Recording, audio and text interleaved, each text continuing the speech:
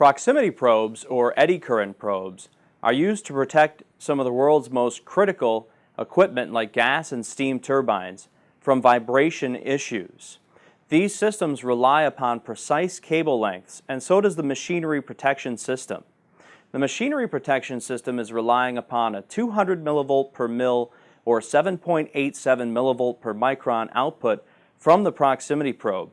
Mismatched cabling or incorrect cable lengths can significantly throw this dynamic output, which causes false trips, false alarms, or late alarms and catastrophic failure. Hi, my name is Mike Scott, Industrial Product Manager with the Modal Shop, a calibration leader for over 20 years.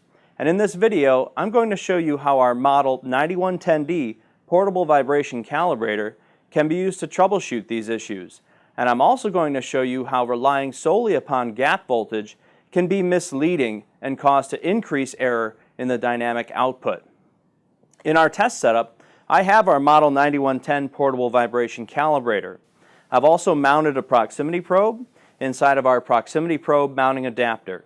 My proximity probe is a 5-meter system with 1 meter of integral cable and 4 meters of extension cable located back here. And I also have my proximeter. In this demonstration, I'll be using this digital voltmeter to essentially simulate the gap voltage button that you might find on the front of your data acquisition system. But the digital voltmeter is not required for practical use of the product in the field.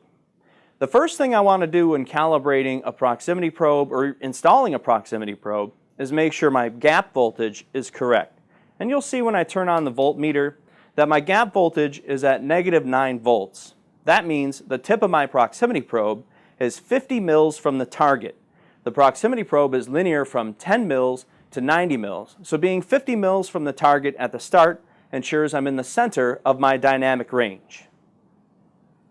My initial gap voltage is correct, and here on the screen you can see that I'm calibrating my proximity probe with 5 meters of cable in my 5-meter system at 7 mils peak to peak and 3,000 cycles per minute, and my output is 202 millivolts per mil, or in microns, the output is 7.96 millivolts per micron. Both of those values well within tolerance for this 200 millivolt per mil system. You can see how a cabling error can easily occur. This is my 4-meter extension cable, and this is my 4.5-meter extension cable. They're the same color. I've coiled my 4-meter extension cable a little tighter just so I can tell the difference quickly without having to find the model number. But they're the same color and they have the same connections. And this type of mistake upon reinstallation of proximity probes can affect the dynamic output of the sensor. Now I've thrown my system off by connecting a 4.5-meter extension cable to my proximity probe that already has 1 meter of cable. So I'm sending 5.5 meters of cable to a 5-meter system. And you can see, calibrating at the exact same displacement, 7 mils peak to peak and 3,000 CPM, I'm at about 177 millivolts per mil. Or in microns, the output is 6.96 millivolts per micron. Here's where relying upon gap voltage can actually cause increased dynamic output error. You see that my incorrect system here with 5.5 meters of cable has caused the gap voltage to drop to -7.9 volts. It started at -9 volts. So if I walk up to my data acquisition system and press the gap voltage button, it's going to tell me that my gap voltage is a little low.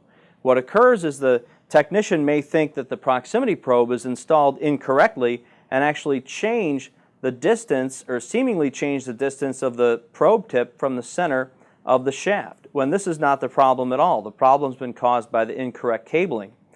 So I can make my gap voltage look correct at -9 volts by moving the proximity probe, in this case, a little bit further away from the target.